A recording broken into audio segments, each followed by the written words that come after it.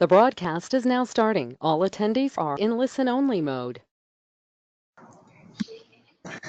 Hello everyone, we're going to be starting in just a few moments while we wait for some more people to log on. In the meantime, I would like to ask you to please type your name, your organization and country in the chat question box so we can see who's online. Thank you very much. Just hold on for 1 or 2 more minutes.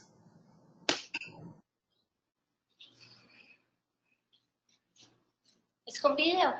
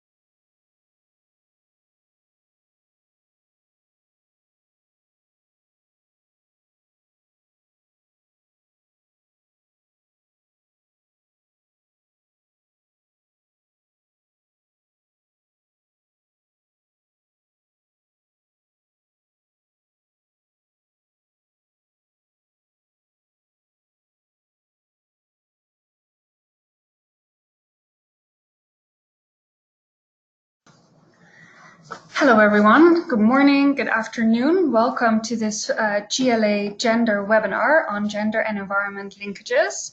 My name is Celine Meijer. I'm a program officer with IUCN Global Gender Office based in Washington, DC. And it's my pleasure to host this webinar today. Welcome to all the participants who are coming online. We can see that you're introducing yourselves, which is great. I also think that you can see who else is signed up under the attendees list on your control panel. So you can see who of your colleagues are also joining for this webinar. Before I will introduce our speaker, just some logistical announcements. Automatically all of the participants are on mute. If you want to say something or raise your hand, we can unmute you so that you can speak. But otherwise, there is also the option to type any questions in the question box, and we will address them that way. Before I introduce our speaker, I would like to give the opportunity to one of our GLA partners in the Netherlands to say a couple of words. Hester, if you're there, we're going to try and unmute you. Hopefully, well, we had Hester online a minute ago. Okay, maybe we can come back to Hester later. Let's then move on and start with our, oh, she's here? Peter is. Oh, Peter, it would be great if you can say a few words. Good afternoon. Hello, do you hear me? Yes, we can hear you. Great. So Peter and I are joined. So whenever you want to unmute me, please unmute Peter's computer. I'm very happy to finally have achieved this webinar because it has been a long time coming. Actually, already in 2016, we had the idea that in order to run a program that has, among its key assumptions, that inclusive and sustainable governance of forested landscapes yield the best results, note that the key word here is inclusive. Then we need to have some common ground, some common understanding on what that inclusiveness entails. And that is where gender comes in. It is also something that the Ministry of Foreign Affairs is very interested in seeing. So we decided we would have to find a way to create some common ground on gender. And we were very happy in finding IUCN Global Gender Office who wanted to help us create that common ground. So a few weeks ago, they sent the results of the first phase of the project, which was the reports that resulted in the research into the GLA documents. Now there's the webinar, and Celine will also be joining the midterm review very shortly, early July. And from there, we will have to see how else, what else we are going to do. So it's really a big adventure, and I'm really happy, that we finally got it started. Great, thank you very much, Hester. So it's my pleasure now to introduce our speaker today, Lorena Aguilar. Lorena is the Global Senior Gender Advisor as well as the Director of the Global Programme for Governance and Rights here at IUCN. And she has more than 3 decades of experience in gender and environmental issues. So I'm going to hand it over to her now to give her presentation. Thank you very much, Lorena. Over to you. Thank you, Celine. Let me know when you see my screen. Yes, we can see it now. So hi, everyone. Good afternoon, good night, good morning to all of you. My presentation is going to be divided in 2 parts. The first part, we are going to try to make it as interactive as possible. Celine and Emmett, if you can open the microphones for everyone, that will be great. I'm going to start sharing where we are at the moment on the linkages of gender and environment, and how does the international and national panoramas looks like.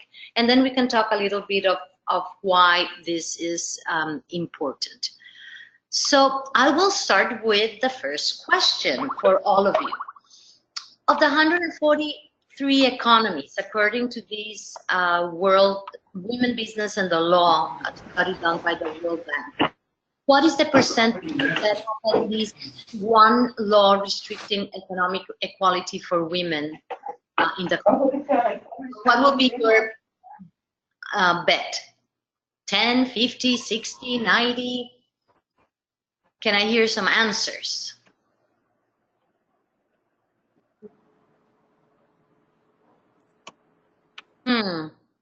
You can type it as well. 90. Who am I listening? Can I call to Isiak or Marlene? Marlene, what is your idea? Can be 50%. 50? No, it is 90%. So it is really, really high. Wow. In how many countries do women have the same legal rights as men to own and access land? Emmanuel, Peter, Renz, what would be your take on that one?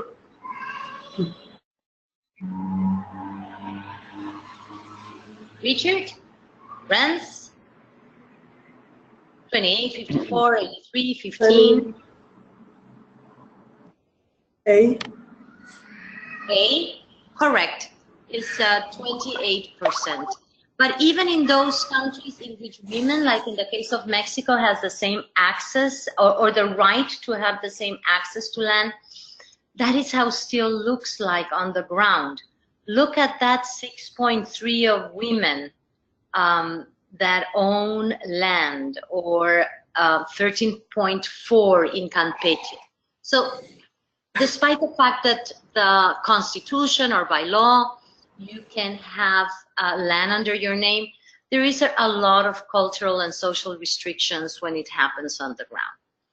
Now, what percentage of the national determined contributions? These were the documents prepared by the countries to the Convention on Climate Change, mention gender or women. Arhai or Alphonse, how many do you think? I think 5. 5. Yeah.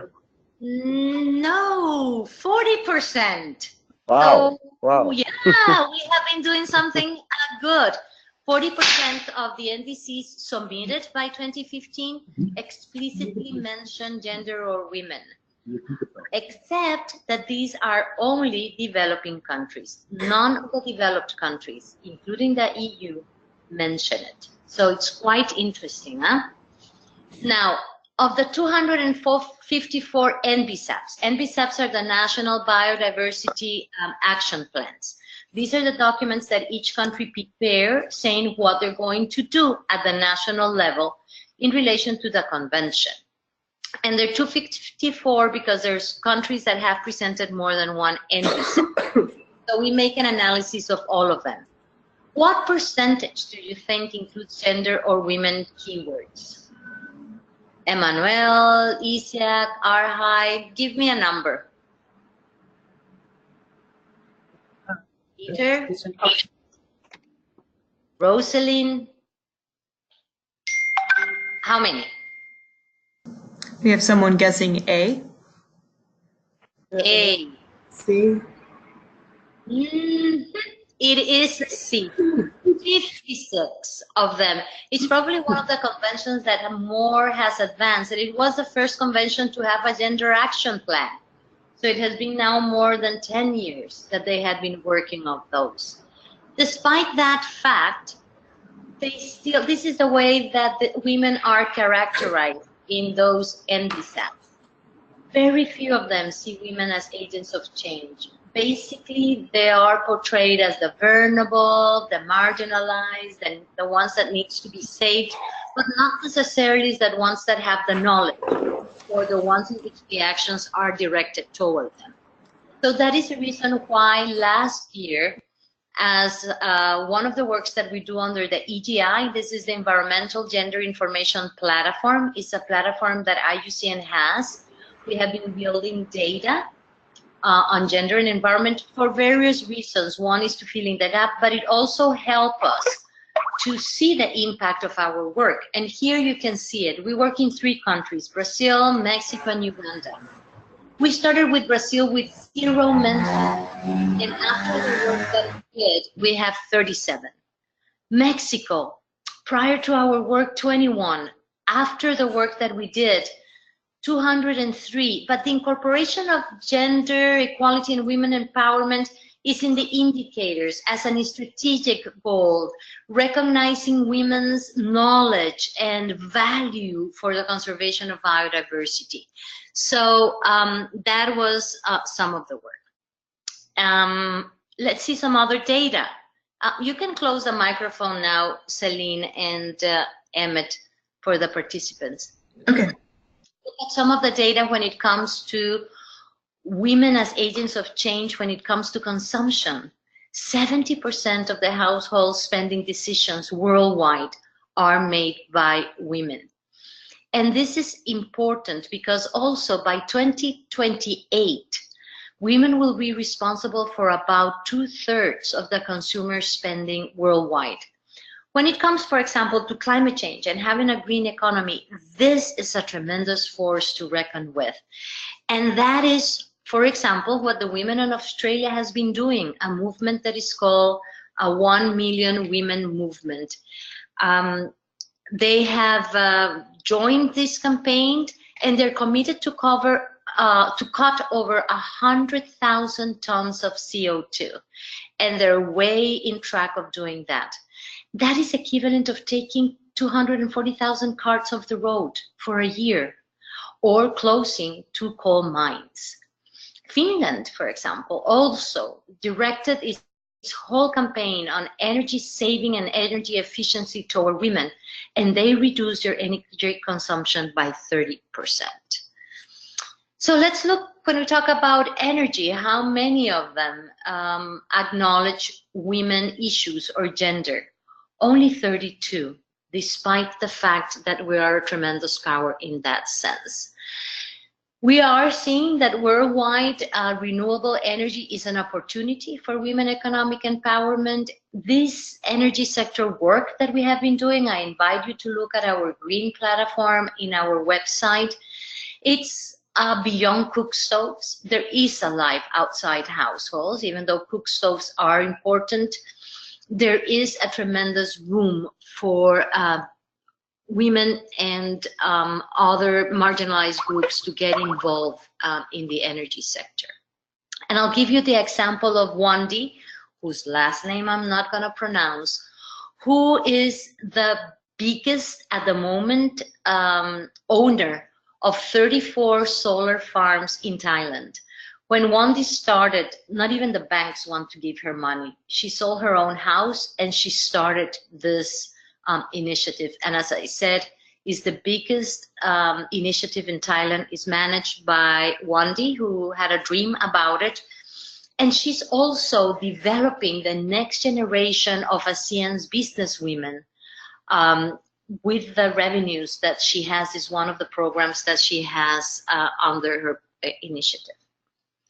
Another linkage of gender and environment, especially when we're dealing with climate change, is disasters and disaster risk reduction. And it's important to understand that the time trend of disasters have been increasing. Look at that graph from 1975 to 2006. We went from 150 to more than 450 climate-related disasters. I'm not talking about earthquakes or volcanoes. And look what happened in 2007. There were more than 960 major disasters, the highest ever figure for that decade. The average number of exposed people every year increased by 114%, and globally physically exposed people to cyclones almost tripled. And why is that important when we talk about gender issues? Because London School of Economics, who did an analysis of 141 countries, found that in those countries that there are bigger gender gaps, the ratio of that is 4-to-1. For every 4 women, 1 man died. And in those countries in which the gender gaps are narrower, that means women and men can have the same access to school, to land tenure, to education, to decision. The same amount of women and men died. And I can tell you an example that will bring those gender gaps and the linkages to disasters. There was a woman, we're going to call it Doña Vera, that was in Honduras, living in the coast when Mitch, that was one of the biggest hurricanes we have ever had in that country, was severely hit. Doña Vera used to live by the coast in a house made of zinc. I mean, we can call it a house, but it was basically type of a hut. When her neighbor came and said, Vera, I heard on the radio that there are winds of 260 kilometers coming. And her answer was, how much is 260 kilometers? This is a woman that have not been allowed to go to school. She doesn't know how to read or write. Of course, never invited to any disaster prevention meetings. So they didn't know what to do, neither of them. And one of them decided to start walking by the estuarium. Confusing the information, because when you're lost in the forest, they usually tell you that you have to walk downstream and sometime you will get to a village. So they did that wrongly. They started walking by the estuarium. The waves came in, the water that was coming down the mountains, and Doña Vera was carrying a kid tied to her body and 2 other holding hands. And when the waters came, she was only able to climb a tree, and the other 2 kids were lost. She was there for 3 days until she was rescued. And when she was taken to that camp, she said, you know what happened to single moms? She was raped. She was then taken back to where her house was, because there was nothing left. And an NGO came and told her that she shouldn't worry because they were going to rebuild her house, and that she only had to provide one thing, and those were the titles to the land, which she had lived all her life, but never owned the piece of land in which her house was. So Doña Vera said, you know, Mitch definitely had something more against women than men.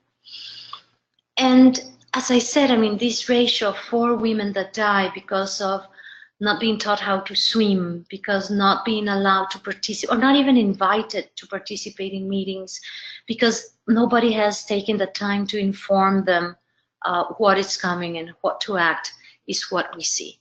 4 to 1. And the deaths of those at least 3 of those women could have been avoided if the programs and the projects would have had a gender perspective to them. Look at women in agriculture. Women globally account for 33% of the workforce, yet only 5% have access to inspection services. 2 or 5, according to other statistics, have access to land tenure, and 1 have access to credit. According to FAO, if women had the same access to productive resources as men, they could increase their yields on their farms by 20 to 30%. That will mean that the number of hungry people in the world will decrease by 12 to 17%. In the forest sector, 1.2 billion people depend on forestry farming and forestry resources. At least, if not more, 50% of these are women. And it's reasonable to think that the simple fact that 60 million women live near and depend on forests should be reflected in every aspect of forest governance. Unfortunately, that is not the truth. Look at, for example, how many gender focal points there are at national forestry institutions. Only 20% in the world. And when you see how women are represented in the major decisions on forestry, it's like 4 to 15%. But we have come a long way. I mean, today, all the major multilateral environmental agreements have precise gender mandates. The CBD, it's on their 2nd Gender Action Plan. UNFCCC, we have 60 more plus mentioned, a new Gender Action Plan. UNCCD just approved in the last COP in China its Gender Action Plan. Now there is openness to recognize women as major stakeholders. When we started working under the CBD and UNFCCC more than 20 and 15 years ago, women were not recognized, even though ECOSOC recognized them within the UN system, not within the MEAS. Gender equality is in the SDGs, gender equality in women empowerment at one of the goals. But it also is reflected in the indicators and targets of many of the other ones. For the first time, all the financial mechanisms have gender mandates, the GEF, the Green Climate Fund, the Adaptation Fund, and all the major donors also, as we had heard Esther when she started this webinar, that for the Netherlands, this is very important. This is the case of CETA, of Canada, of all the Nordic countries, and banks like the African Development Bank, the Asian Development Bank, the World Bank, all have gender policies. So we are at a unique moment in our time. Of course, implementation is the challenge. How to take these international mandates and make them happen on the ground. When you look at the national level, one of the things that we find is this lack of knowledge, especially in groups that should be leading these processes. And I'm talking about women machineries, women organizations, organizations working on human rights. There is a lack of understanding. They're very good at things like violence and reproductive rights. But when it comes to forestry, when it comes to fisheries, when it comes to mining, energy, transport, there are tremendous gaps in that sense. So this is the scenario. So what is the added value of putting gender in the work that we do? Definitely, we have proof from many organizations that it increases efficiency and effectiveness. It ensures incorporation of important knowledge, skill, and experiences. It enhances sustainability. It improves credibility and accountability. It increases the impact in livelihoods and ensures better distribution of benefits. There are studies conducted by the University of Mexico, by various universities in Africa and Asia that proves that when you put the resources that comes from the use and management of natural resources in the pocket of the women, up to 75% of those resources goes to improving livelihoods, better schools, better food, more clothes. When it's put in the pockets of men, usually is 15%. That is the average.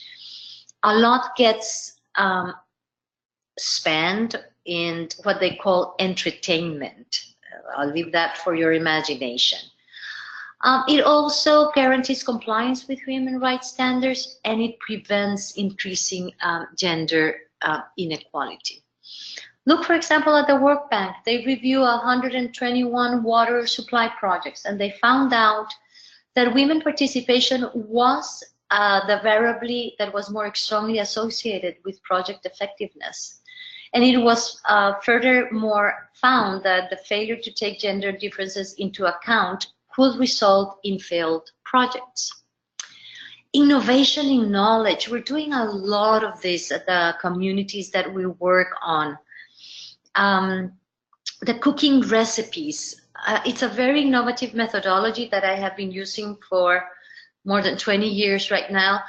We work with the women to the recipes that they had in the past, their grandmothers, great-grandmothers' recipes, and we follow the use and exploitation and overuse of some of the natural resources.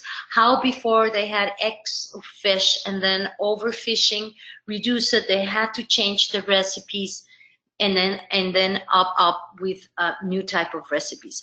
It's an incredible tool to make an analysis through time of what has happened to our natural resources, and also help us plan, for example, when we're working on landscape restoration. If you want to introduce this plant or this animal or this fish, what needs to happen so that when you're talking about nutritional sovereignty or improvements in that sense, what needs to be brought back. I'll tell you a story sometimes how women are not seen in various scenarios. We had a group of colleagues working in one of our, in a protected area in Brazil, Jau National Park. And for 3 years that they had been doing analysis of wild meat consumption. I was invited to the community for another reason, and I was sitting there when I saw my IUCN colleagues left with a group of hunters. The moment I left, another group of hunters left on their own. That first one came back sooner than the other group, and they brought very big animals. The ones that came with the IUCN colleagues, well, type of a lizard is what they were brought back. When I saw that, I mean, it was clear that the hunters and the community itself was concerned that the biologists were going to put some type of Veda or put some type of quotas on what they could hunt, which was not the reason for doing the study. And I asked them, to my colleagues, if I was allowed to work with the women. And one of them, in a very macho way, told me, well, Lorena, let me tell you, 101 course on hunting, women don't hunt. So why are you going to talk to them? I said, well, you forget that everything that is being hunted or fished or collect is processed throughout the kitchens. So they gave me permission. I mean, kind of, well, go and do it. And we make drawings of all the different animals and went to the kitchens of the women and asked them what have they processed in the past months. Some of them had furs, teeth. We even went to the dump site, collect the bones, measure the bones, and in less than 15 days, we had the most precise information on wild meat protein consumption than the 3 years our colleagues have spent in doing it. So, I mean, talking about being effective and efficient in that sense. So there are many, many things in which gender, when you open it to the knowledge of the elders, to the knowledge of the women, to the knowledge of different groups, and then they're part of those initiatives, it really is a lot of innovations. So what are the risks if you don't do it? You're going to have definitely an accurate identification of the primary stakeholders. You are going to work with inequitable systems for sharing benefits. You're going to maintain inequities like land and resource rights. And you're going to marginalize women from decision making because you will never see them as agents of change.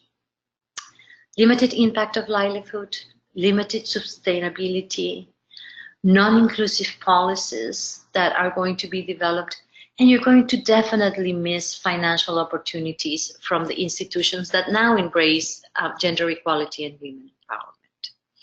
So let me share with you some of the things that we're doing then on the ground and how this looks like. So for the past years, we have been developing what is called CCGAPs, Climate Change Gender Action Plans. 25 countries worldwide has developed them.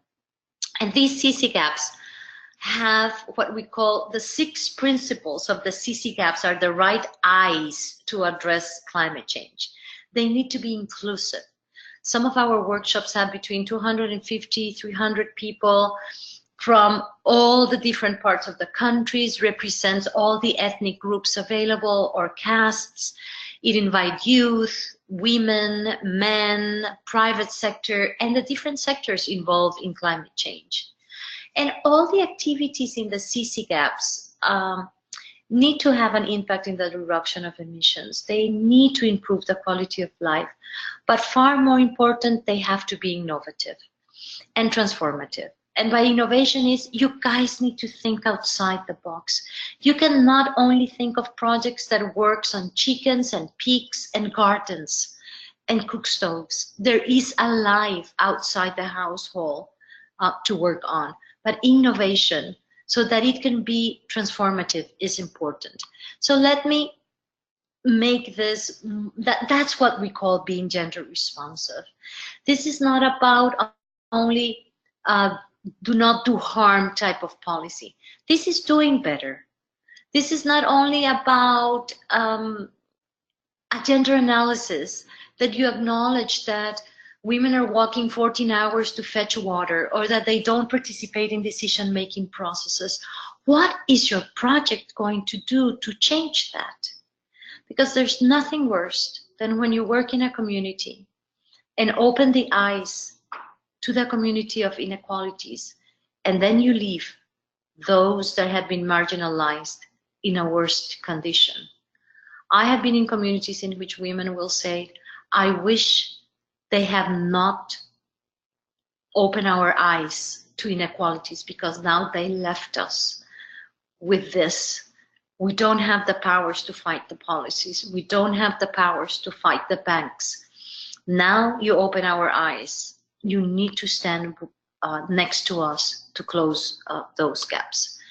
So we have been working on this type of things. In Liberia, for example, 14 years of war. The Environmental Protection Agency in their climate change strategies had the recuperation of meteorological information. And in these huge workshops to develop the CCGAPs, the women groups with the scouts proposed that the meteorological stations could be in the hands of the women, that they could be given phones and know how to read and write on the meantime with the youth to send the meteorological information that EPI needed. And at the same time, the EPI was using those same phones to inform them of storms that were coming. There's no electricity in most of the communities in Liberia, so this was a very much needed system with batteries and charging them with sun that they have quite a lot. In the Dominican Republic, the beast of the leaks, and these examples that I have here, I will advise you to look at some of the books that we have, Roots for the Future, The Art of Implementation, when you can read these examples, or look at the CCGAPs. They're full of innovation. So Beast of the Leaks is an initiative in Dominican Republic in which, as being an island, water is an issue, the amount of water available for the community, and with the droughts that they have, has also affected many regions. But they have a problem when it comes to the maintenance of the pipelines. They break a lot. So the youth decided to use social media, Instagrams, to inform the institutions responsible for maintenance, who do not have all the eyes that they need on the ground, where are the leaks happening, so that they can be fastly addressed. We have also many islands in which the only means of communication is air, and they want, for example, to train women and youth as auditors, aeronautic auditors, which is a requirement, for example, from airlines from Europe especially that are coming. Water taxi network in Cairo, where there are basically locked in the city during the day. I mean, 10 kilometers, you can wait for 3 hours to get there.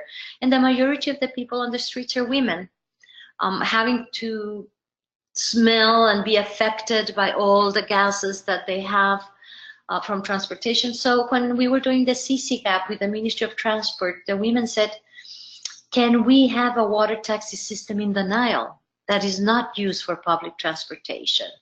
A water taxi system in the hands of the women with technologies of low emission that can stop in the stops that are important for us, the mosque, the hospital, the schools. So those are the type of initiatives that are coming. And for that, I close it there for any questions, doubts, or concerns. And thank you. I have to say that this is the last webinar that I do as IUCN. I am moving to my country for a new position. So I will remember this webinar dearly. Thank you very much, Lorena, for your presentation. This was great, and we're so happy to have you with us today. I would now like to open up for questions, discussions, clarifications if something wasn't clear. So I invite you, if you have a question, to either type it in the question box and we can address your question that way, or if you would like, you can also raise your hand and we can unmute you so that you can speak if you feel more comfortable explaining your question that way. At the moment, we have one person raising their hand. Jean-Paul, do you have a question that you would like to ask?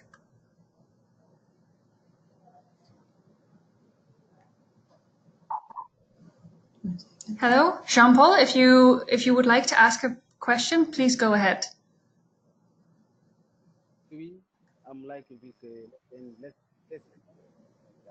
We cannot hear you, Jean-Paul. Can you get closer to your microphone?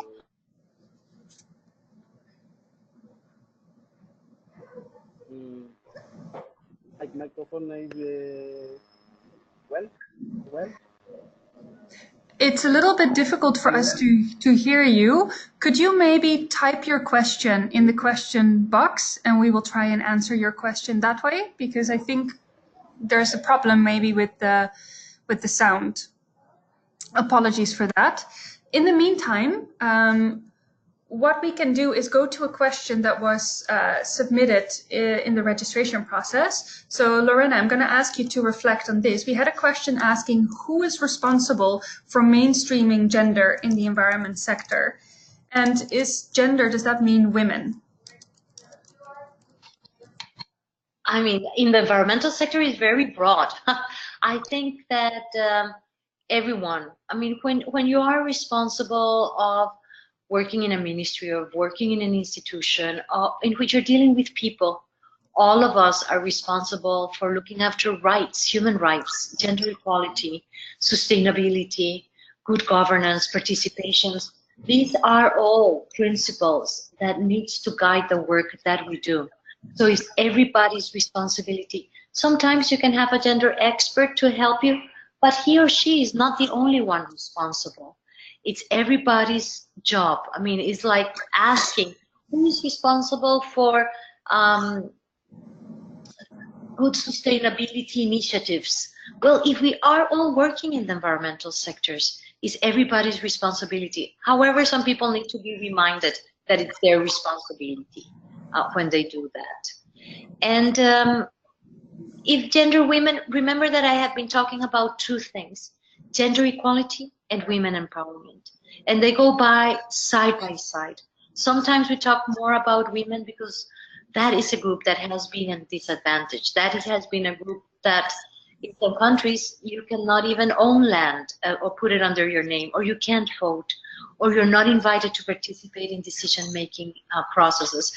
That is true also for indigenous peoples as well. So we're talking about acknowledging the fact that those of us that work in the environmental sector are very proud about our biodiversity and we protect our biodiversity. But we need to understand that that diversity is also important in the context of the work that we do. Diverse communities, diverse projects with many people as possible are healthier projects, better projects, and will have a better impact. So as you embrace biodiversity, embrace diversity. So many times, I mean, I want to make a joke with one of my colleagues that was studying tigers, and I said, do you ever go to the forest and only count male tigers? And he laughed and he said, oh, that's really stupid. And I said, well, why do you do the same thing when you're working with human beings? You go into the communities and you work only with one part of the population and you don't acknowledge the rest. So. Thank you, Lorena. We have another question that we would like to hear your thoughts on. What can be done in instances where gender has been well mainstreamed on paper, but with no viable practical implementation on the ground, or maybe no visible result? This is a question from Richard. Do it. I mean, it's in your hands to do it. I demand accountability. But when you write a project, I mean, if you ask me the one thing that I look to see how real it is, I go to the budget. I go to the budget to see how much money they're investing in social issues and then in gender equality type of activity. I also look at the CVs of the people that are in charge of this. Are they good enough? Do they know what they're doing? So this is just go and do. Especially if it is written in paper, make it happen. You need to be the shakers and the movers in that sense. Thank you. Another question that we have, could you reflect a little bit on the role of culture and how it can be used to strengthen gender roles? Because it's often come up as a barrier for empowering women and for achieving gender equality. So do you have any thoughts on how culture can be used to strengthen gender roles? Celine, you're going to have to repeat because I lost you. Sorry. Okay, no problem. I can repeat the question. I was asking if you could reflect a little bit on the role of culture to strengthen gender roles in the environment, because we know that in a lot of instances, culture can be a barrier for achieving gender equality. So do you have any thoughts on how we could get around that barrier, or how culture can be used to strengthen gender roles in the environmental sector? Well, culture has been used sometimes as a shield and tradition as a shield to work on gender equality. Oh, we cannot attempt against traditions. But let me ask you, how many of the activities that we do in the forestry sector attempt to traditions? Oh, don't fish this way, now fish this way. Don't use the forest this way, now you're going to use it this way. It's all over. Now this is the way that you use to process food. Oh, this is a new variety. So we're all the time introducing changes. All the time, especially in our environmental programs. And we don't fear culture. But yes, there are things that have to be taken into account. I will say what the Afghan Ministry of Women Affairs says. Traditions and culture are okay unless they attempt against human rights. So I cannot embrace a culture that will kill boys or girls depending on their sex, because that is culture. I cannot embrace a culture principle of allowing a person to drown because they have the wrong choice of gender in their life. That is not okay. I will never defend a culture that attempts against human rights. Let's start by that. And then in some instances, it's the way that you frame it. Cultures are not static. They have been changing for centuries and centuries and centuries. And I give you an example in Guatemala, when we had been working with our indigenous peoples communities. Before the Spanish arrived, the land was owned by the women in a lot of communities. And what they're doing, the women and the men of the Mayan League, they're going back and reflect how the distribution system was. So which culture is more valuable? The one that is right now, in which women are not even registered, they don't have IDs against men, baby boys are registered, or that other culture at that other time that was a little bit more equitable in that respect.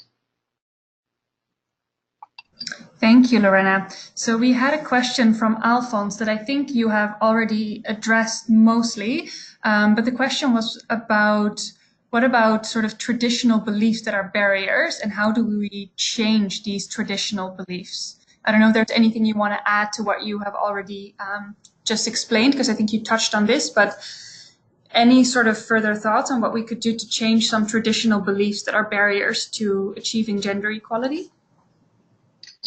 I think that the first thing is that you shouldn't go hitting yourself against some of them as the first starting point when you start in a community. One of the advantages of the environmental sector is that a lot of the activities and new initiatives that you bring have not been identified as masculine or feminine. Butterfly farm, to give you an example. So you can bring both women and men at the same level and at the same giving them the same opportunities. And sometimes it's by doing those things, by understanding where the cultural taboos are and going around. You need to find ways to do it. Again, I'll give you an example in a coastal community that we were working. I mean, the Greek taboo was women should not be in a boat fishing because it will bring bad luck. They cannot be close to the fishing gears because they will contaminate them. So we were trying to develop some economic activities in that community for both women and men, and we find out that was not going to be feasible, women fishing, for example. But there was no restriction about women owning the boats. And what was very interesting in this community is that the fishermen were renting the boats to a company that were really milking them, as we say in Spanish, and charging them very high rates, even in low seasons.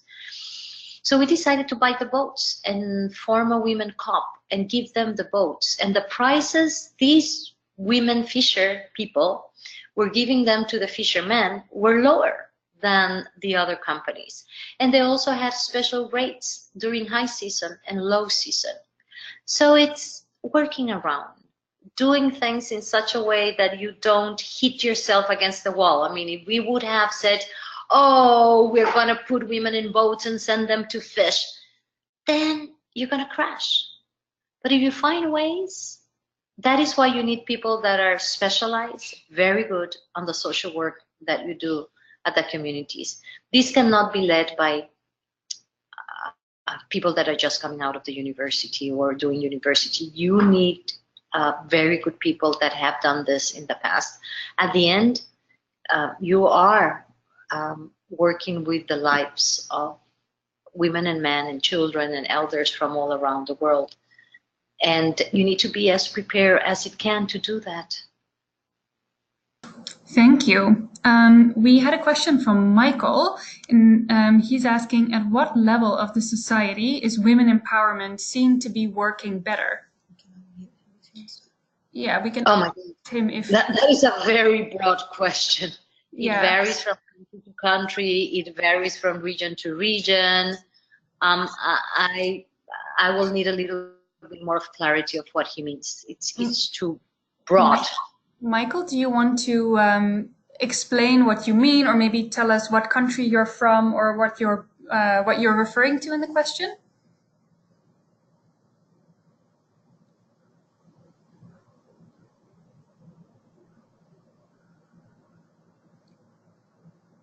Okay, and I'm not sure if Michael is able to speak, so we might need to see it as a very broad question.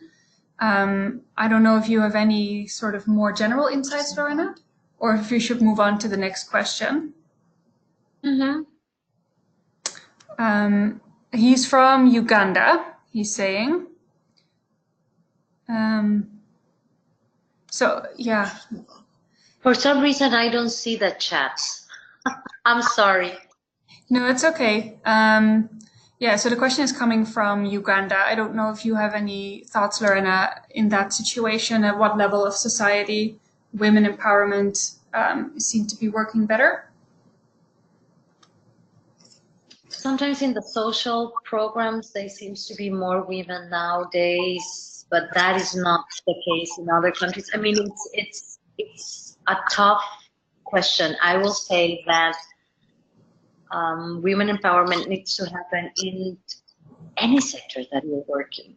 And there are some areas in which they're doing better, but that doesn't mean that the other questions should not, that the other sectors should not have them.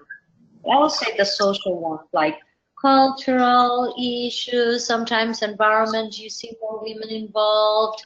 When you look at the data on women leading environmental NGOs, you find them more there.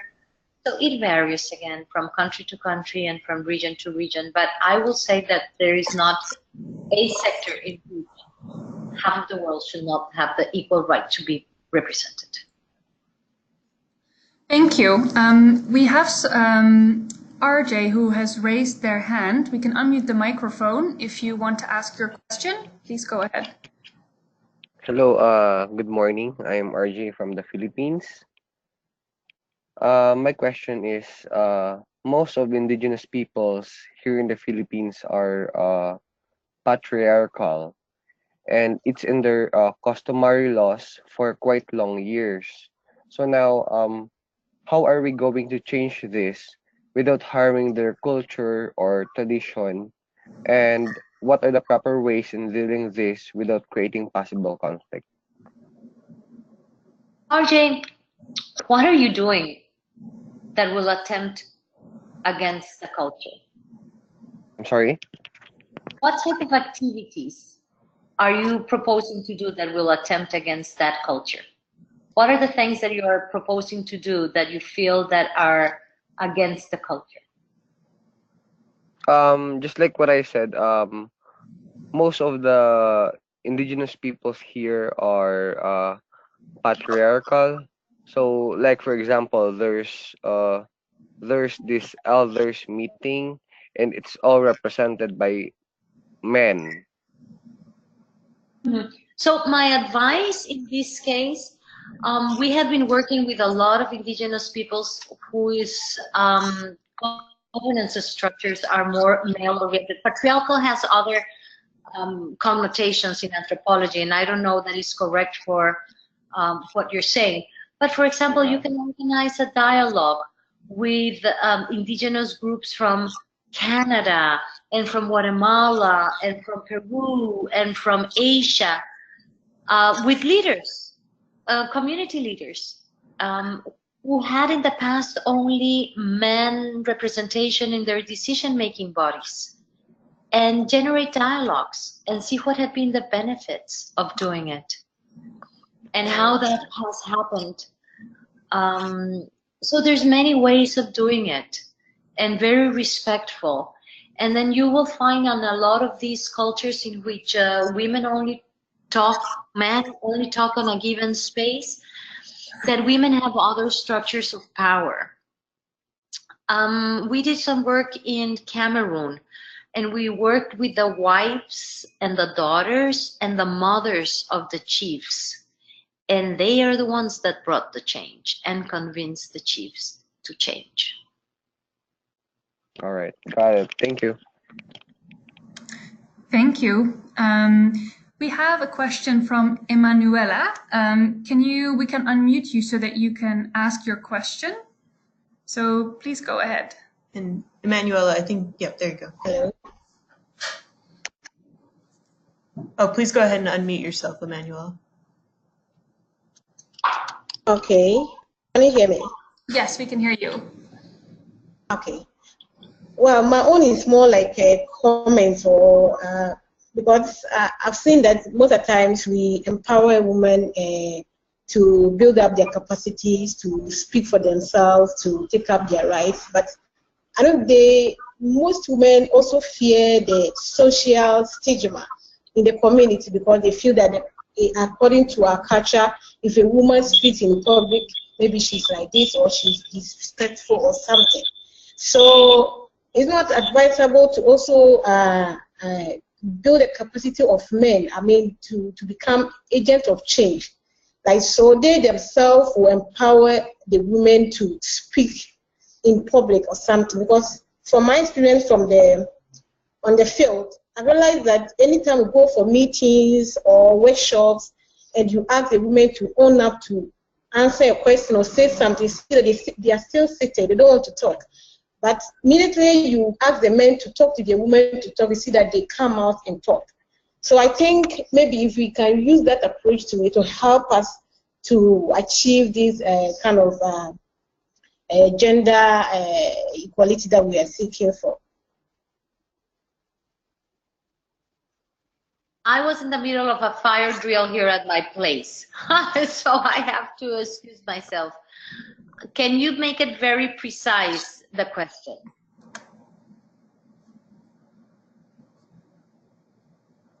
I think the question is about, you know, a lot of the times the work on gender is about empowering women and increasing their capacity. But should we also work on increasing the capacity of men to work as agents of change and empowering women and working towards gender equality? I think that was the question more or less. But Emanuela, please feel free to add it. No, I capture that. Yes, I mean, it depends on who you're working. I mean, you can be working with a gender perspective only with men.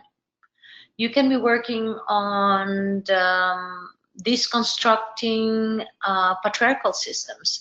You can be working only with the chiefs, as we did in Cameroon, to work with them a process to allow women to inherit land. So it doesn't mean that you can be working with women and not working on gender. So it all depends the goals that you have and why you're doing it. So that's when I said when you want to be gender responsive, it's closing those gender gaps. And they're different. They're different in many parts of the world and in many cultures, and they have flavors and forms. And you need to be able to understand what it is. Sometimes it's the young men, young women that are not allowed to engage or participate in processes like, for example, climate change. The Climate Change Convention doesn't allow that anyone that is under 18 can participate in the discussions within the convention. So gender gaps comes in many forms and shapes. So, but people tend to hide and said, oh, why are you only working with women? Oh, then you're not working with a gender perspective. No, that is not true. Again, you can be working only with women and not working with a gender perspective. You're assuming them more into being marginalized and being the voiceless. So it depends on your goals. It depends on what you do. And then that is the population that you have to work with. Thank you very much, Lorena. We've had one or two more questions, but given that we're coming up to the hour and we're very conscious of everyone's time, knowing people have to move on to other meetings, we will get back to you. We've no more questions, so we will get back to you with some more information and follow up with you on your specific questions. But for now, I would like to thank Lorena very, very much for your today, your last webinar. I would also like to thank all of the participants for showing up, for coming with questions, and participating in a very active way. We very much appreciate that. And then I just wanted to sort of say a couple of words on the way forward. This was the first webinar in a series of webinars, and so there will be a second GLA and gender webinar in next month or the month after that. We will also participate in the midterm review meeting that's taking place in the Netherlands in July, and we will do some work on gender then. And finally, we would also like to invite all of the GLA partners to a webinar that's taking place as part of a similar project, Shared Resources, Joint Solutions.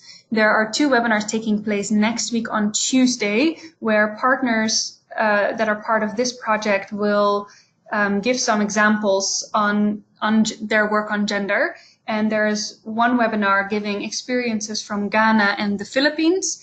And then there's a second webinar later that day sharing experiences from Uganda and the Guianas. So we will send out an email to all of you with more information about these webinars, so you can sign up and join if you're interested to hear more about this project and how they're working on gender in these particular countries. And finally, I want to let you all know that we've recorded this webinar session, so we will share the link with all of you as well, so that you can listen back if you want to hear some things again, and also share it with any of your colleagues who weren't able to join today. So with that, I want to say thank you all so much, and we look forward to interacting with you again, and enjoy the rest of your day. Thank you, and bye.